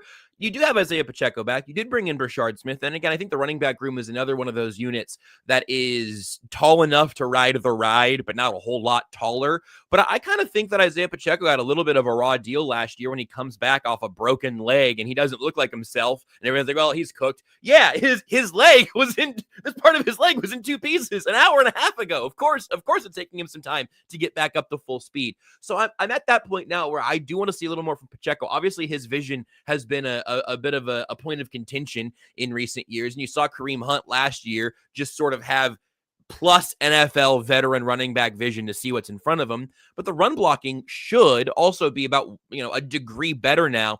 Look, Joe Thuney is like a mile and a half ahead of Kingsley Suamataia as a pass blocker. Joe Thuney is a cyborg and a tremendous football player. But in the ground game, Josh Simmons at left tackle and Kingsley Suamataia at left guard with Creed Humphrey and Trey Smith, those should be some people movers.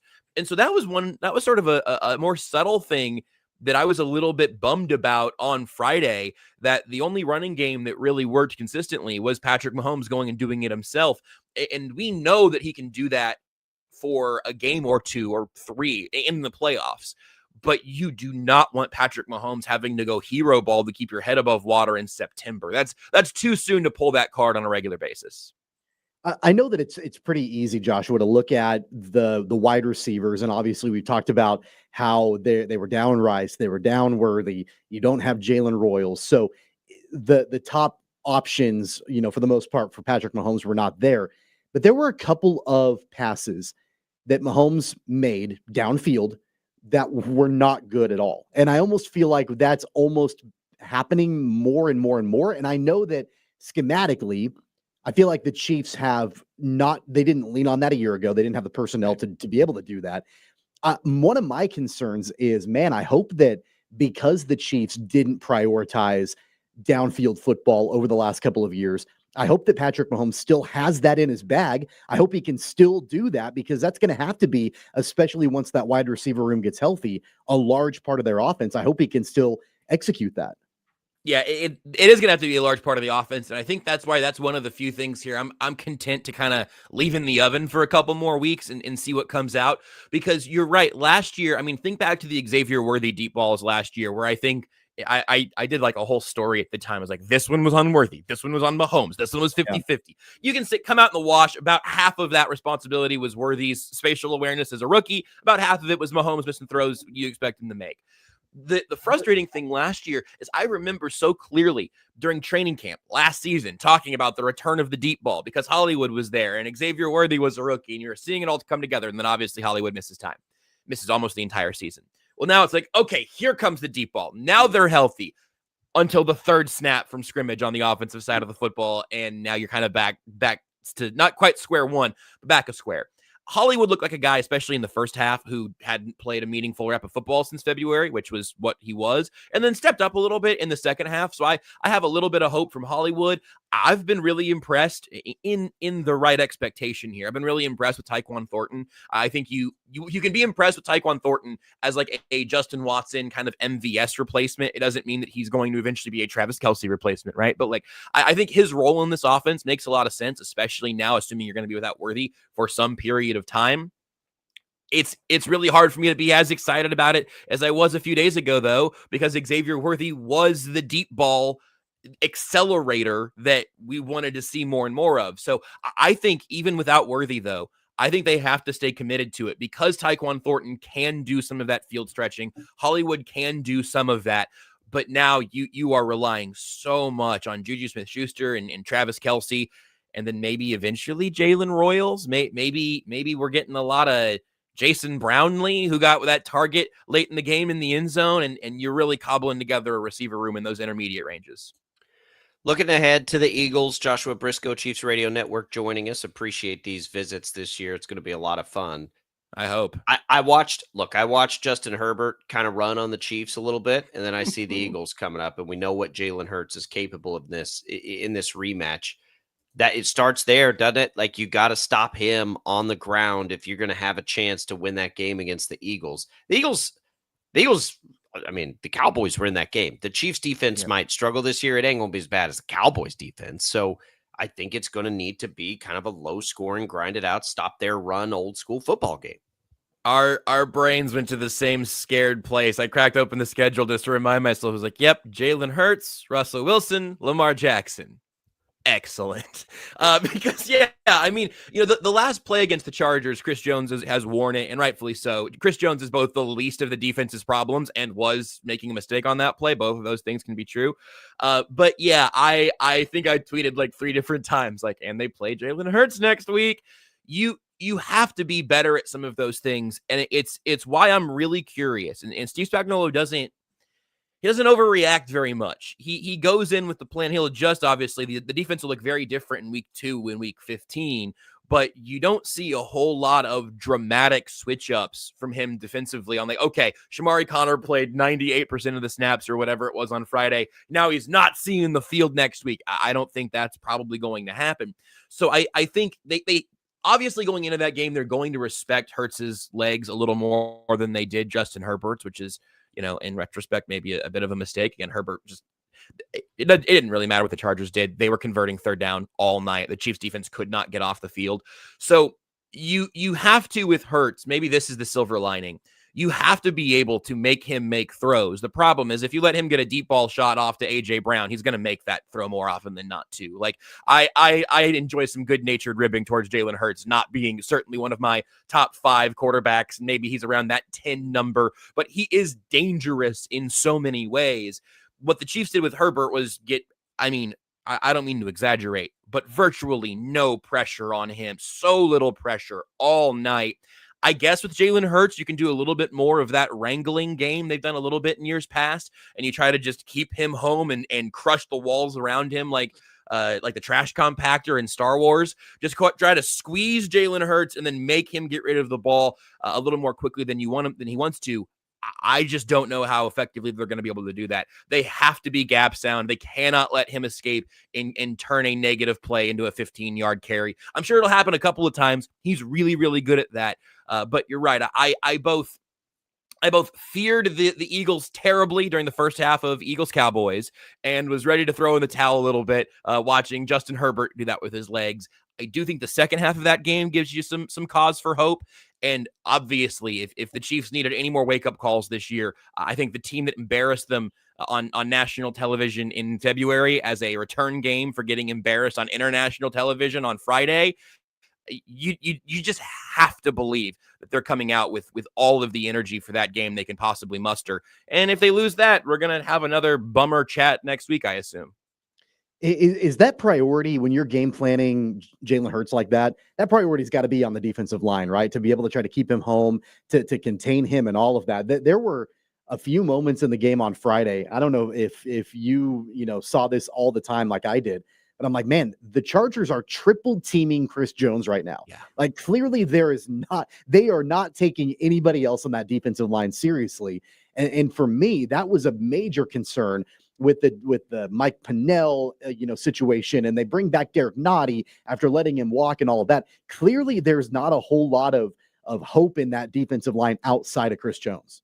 Yeah. The triple teaming of Chris Jones and then begging someone else to beat you is absolutely what the Chargers were doing, and it's absolutely what everybody did all of last season, and it's what most teams did the year before, and it's usually what happened the year before that. And at some point, you look around and just go, man, Is there more juice to be squeezed out here? Yeah. And that's obviously, look, everybody loves George Karlaftis. I think he is a plus football player and a useful player. They just paid him a ton of money this offseason to keep him around for a very long time. Maybe they're expecting another step from him at some point. But the Chargers went out there on Friday with Trey Pipkins, who the fan base wanted cut this offseason. He's back starting at right tackle because Rashawn Slater gets hurt. Joe Alt moves over. Mekhi Becton shows up with a tummy bug on Friday morning.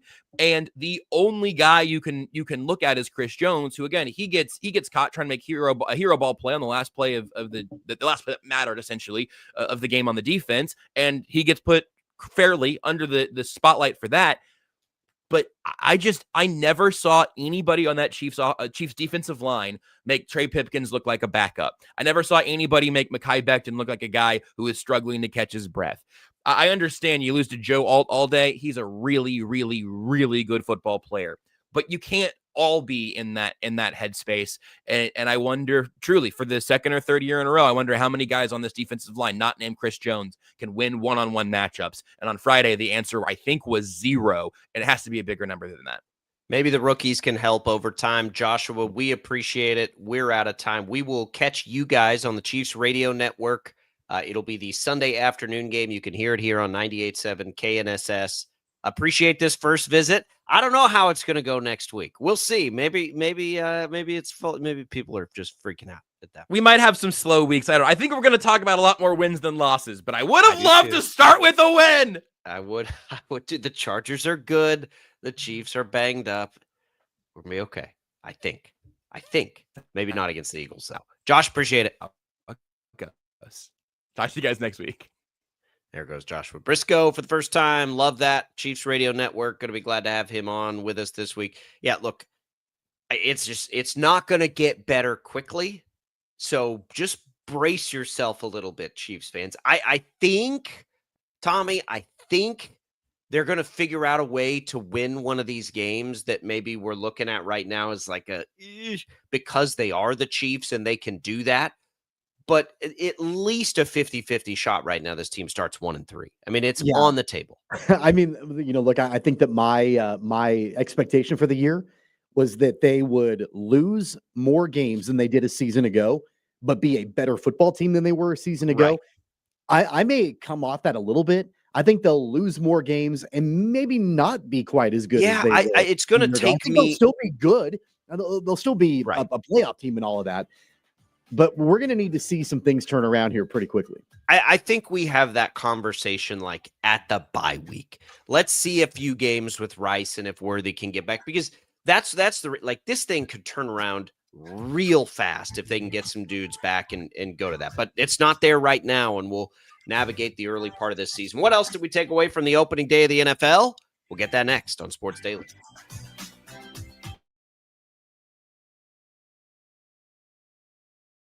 Lightning, hail, tornadoes, flooding.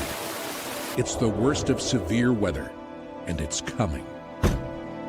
Spring brings warmer temperatures, but also dangerous weather conditions. Stay up to date day or night with the Storm Team 12 weather app.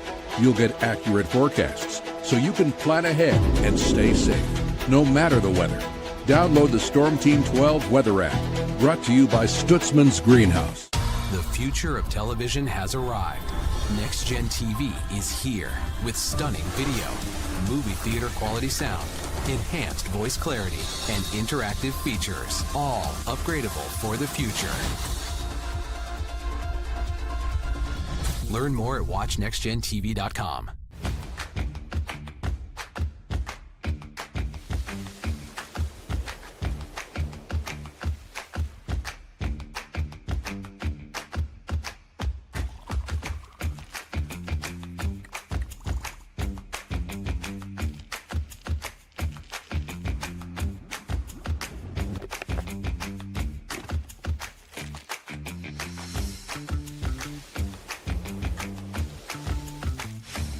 Canvas of our imagination. They tell a story. Clouds affect the events of your day. Sometimes they growl, sometimes they inspire, but they're always the messengers of nature's mood written in the sky. Storm Team 12 understands the language of clouds. We're dedicated to decoding their message so you know what to expect. Behind every cloud, there is a story waiting to be told. Trust Ross Jansen and Storm Team 12, alerting you first to the impact on your life. We are following a breaking update. Every day, all day, stream the stories that have you talking near and far. Whoever is behind the wheel of this bus is not stopping. From hundreds of local reporters and meteorologists spanning the country. Chaos here this morning at the UW campus. Search LNL for the all-new Local News Live streaming app. Odyssey is one of the most influential audio and entertainment brands in the nation. You already know Odyssey's iconic local radio brands in Wichita. But did you know Odyssey has the country's best collection of music, news, and sports brands? Odyssey is also a premium podcast creator, major event producer, and digital innovator. Odyssey brings people together across the country and right here in Wichita. Odyssey also delivers meaningful radio and digital audio results. Find out our story and impact at odysseyinc.com/Wichita. Make yourself known now. 310-1 in traffic pursuit. Oh my God, here. Investigate TV Plus begins with real people. We investigate stories that impact you. And inspire change every day. Something is broken. Real problems. Why are they hiding it? And real solutions. My daughter was dying in front of me. What was your reaction when he said that? Investigate TV Plus, weekdays at 3:30 p.m. on KWCH. Sometimes people tell us, I don't get it, it's just tea. But let me tell you, we are so much more than just tea. With 20 plus flavors of sweet and unsweet iced tea, the possibilities are endless. Come on in and try them all for free to find your favorite or get us on the go for your busy lifestyle. And don't miss happy hour every day. So the next time someone tells you it's just tea, tell them to come by and find out why we say, drink tea, be happy. Jim Rome here, lighting up your afternoons on The Jim Rome Show. Catch me starting at 2 on Wichita's #1 sports radio, Kansas Fan Headquarters, 97.5 and 1240 KFH.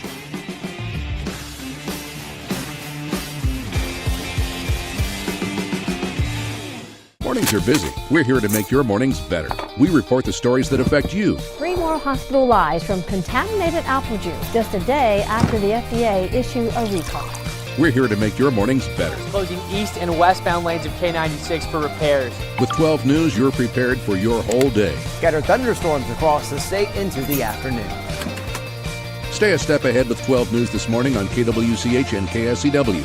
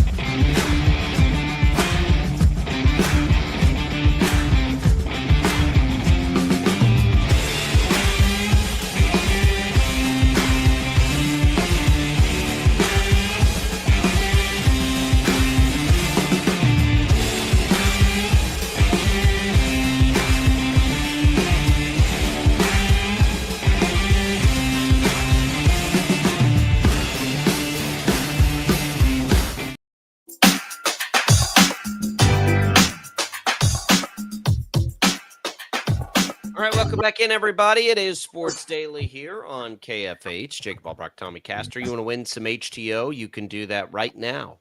Get your free cup of tea on us. Just text the keyword tea to 20357. That's TEA 20357. Get a free cup of tea on us at Sports Daily. Good for East Wichita, West Wichita, or in Derby.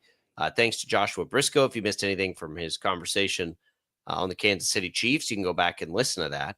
So we've laid it out there with the Chiefs. Could be a rough first month of the season. The things we were concerned about to start the year are especially concerning now because of injury and just what we saw on Friday in Brazil. So there we go. As we look around the rest of the NFL, Tommy, in the opening week here, we mentioned there in the first hour that the Packers looked really impressive. The Bills' comeback was one of the more entertaining games that we've seen.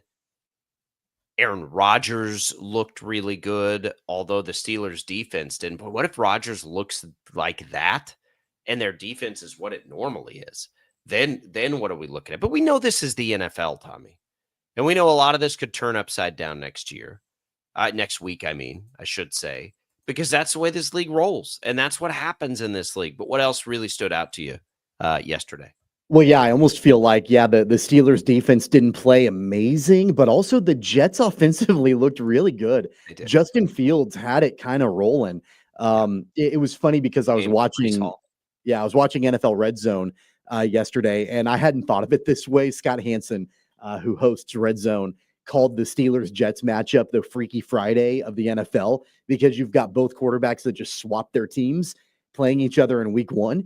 And I thought Justin Fields, I know that, of course, Aaron Rodgers is going to outshine Justin Fields and get all the attention and all of that, but I thought Fields looked really good, and Garrett Wilson looked solid after getting all that money in the offseason. Breece Hall, hopefully he'll have a resurgence this year. I think the Jets may not be quite as bad as everybody, panned them out to be, because they do have weapons offensively, and Justin Fields can beat you with both his legs and his arm. And then on top of that, staying in that division, man, the Dolphins looked awful. They looked so bad. They looked the worst of the week. I think they take that pretty easily. Yeah, and they made Daniel Jones look like a Hall of Famer yesterday. And so I think that AFC East division may be one of the more entertaining divisions in football. If the Jets can keep this up, the Bills obviously, were able to have that massive comeback. I'm really excited about that particular division. Well, and also in that division, and I had it, and it was in parlay, so I didn't fully cash, but I really liked the Raiders this weekend against the Patriots. I think the Patriots' trajectory is in the right direction. I think they're going to be fine. To me, it's more about the Raiders, though. Like, Geno came out and threw for 360 yards in that game. They got Geno Smith and Pete Carroll there, and this relates more back to the Chiefs. The Broncos eke one out. They had just a boatload of turnovers. I was in Nashville, so a lot of people were paying attention to that game. I watched a lot of it. Just a ton of mistakes, and the Broncos were still able to overcome them. Obviously, the Chargers look good, and the Raiders look good. And I've thought this all off season. Like, I think there's a pretty decent chance we're talking about them as a team hovering around 500, kind of in that playoff mix a while. It's Pete Carroll and Geno Smith in LA with some pretty talented players now offensively. I don't know how good ultimately they can be defensively, but it is Pete Carroll. And they do have some talented skill guys there now. All of a sudden, Gene T didn't even do much, and they still looked pretty good. They've got weapons there. That was a game that stood out to me. Certainly the Bengals, even though it wasn't impressive, figured out a way to not lose a game early in the season. That's been their MO for the last 3 years, is that they just start out of the gate so terribly. Well, they were able to eke that one out. That's certainly a team you don't want to see there at the end with a bunch of wins. Man, I'm glad the NFL's back. More than anything, like, it's just so great having the NFL. And with Vikings Bears tonight, I'm fired up for that game. I think that's a great way to wrap up the week one of the season. I mean, you've obviously got, two teams that, after you watched the Packers and the Lions duel it out, and then you have another NFC North divisional matchup to wrap things up in primetime. I can't remember if it was TJ or Brandon on Thursday or Friday mentioned that, I think, correct me if I'm wrong here, and then maybe, I don't know if you know this or not, but I think 10 of the 16 games were divisional matchups in this week one. And I mean, that's huge. Like, the fact that you're kicking things off with the bang with games that very easily could and will have playoff implications right away, right out of the gate. You got to love that. That's always fun. Yeah, it was a lot of them. I just tried to count and I didn't do it very well.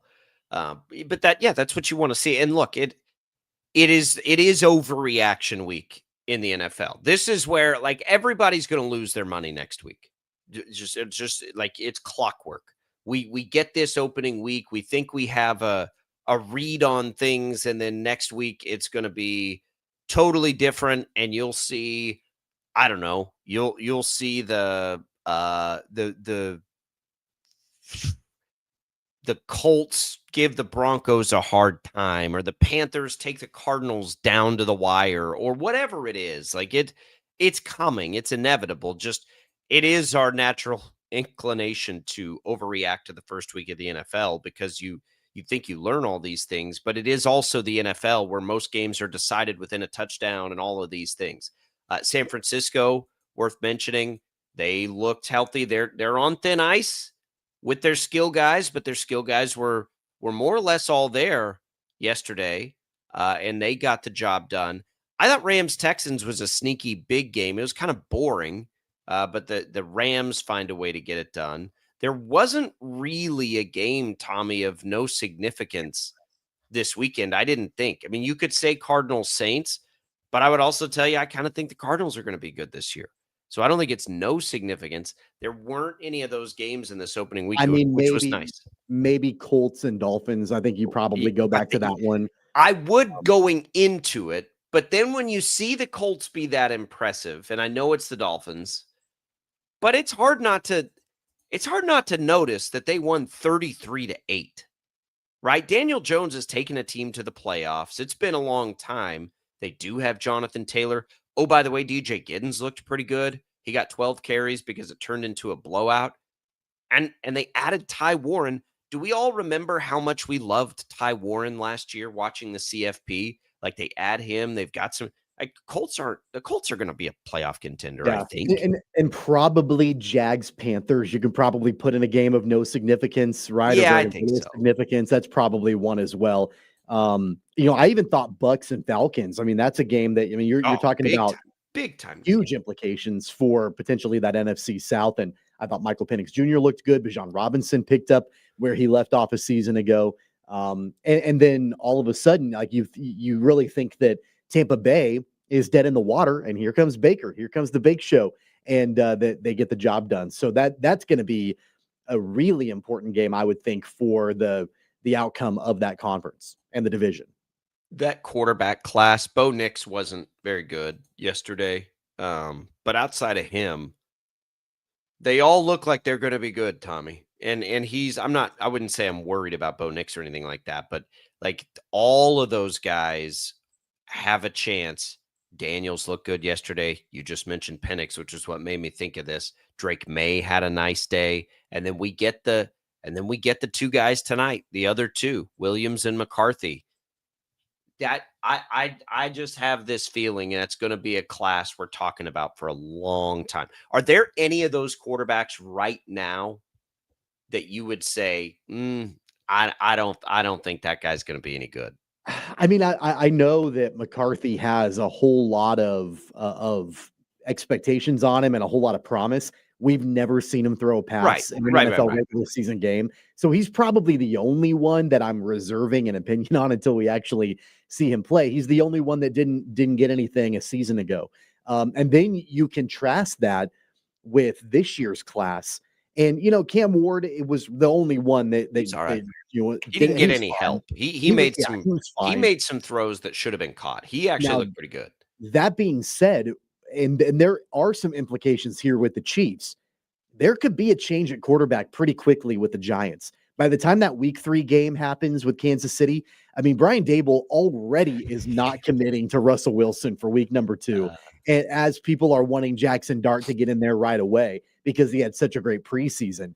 I would anticipate Wilson will start in week 2, but there's no guarantee about week 3 and beyond. Yeah, they play the Cowboys and then the Chiefs and then the Chargers. There's not like a real good, maybe week 5 at the Saints, but you probably don't want them to start on the road. Then after that, it's going to be Eagles at Broncos at Eagles. I mean, if you're going to do it, Like, if you're going to do it, you got to do it at home. They play 2 home games. Maybe it is the Chiefs. Sunday Night Football, though? Gosh. Why on the earth did the Giants get put in a Sunday Night Football game early? You got to throw them a bone, I think, for maybe one primetime game. I don't know. I say that jokingly. The Chiefs are going to have to deal with a lot. That's probably one that'll be like 17-14 or some, silly game like that. Who knows?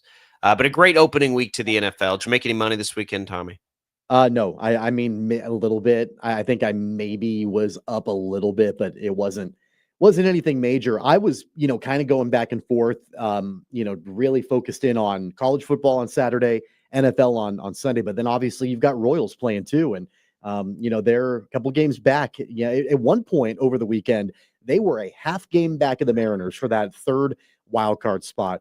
Now they're 2 games back, but they're not out of the mix whatsoever. So it's going to continue to be every game is crucial, a very important week coming up for Kansas City.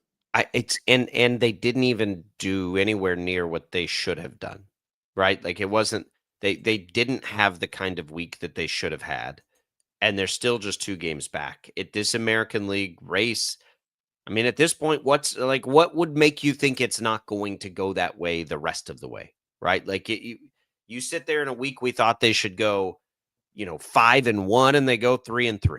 It's like, okay, now they get to play the next 7 games on the road without a day off here against Cleveland and Philadelphia. 2 really good teams, 1 really good team and 1 pretty good team. What's going to happen in those 7 games before the Seattle series? They'll probably go 4-3 or 3-4. And then it's just the way this season's, there's no way around it. It's been that way all year. It's going to stay that way. Yeah, it doesn't look like it's going to change anytime soon. You've got to claw enough out of there to be able to still be in the hunt. Jalen Thompson said it last week. I agree with him. It's probably going to come down to the final couple games of the regular season for them. Yeah, we'll have Jalen Thompson in tomorrow, by the way, to help us sort through with the Royals. You'll hear him tonight on KNSS because you've got Monday Night Football right here on KFH. We're coming right back. Don't go away. More Sports Daily right after this.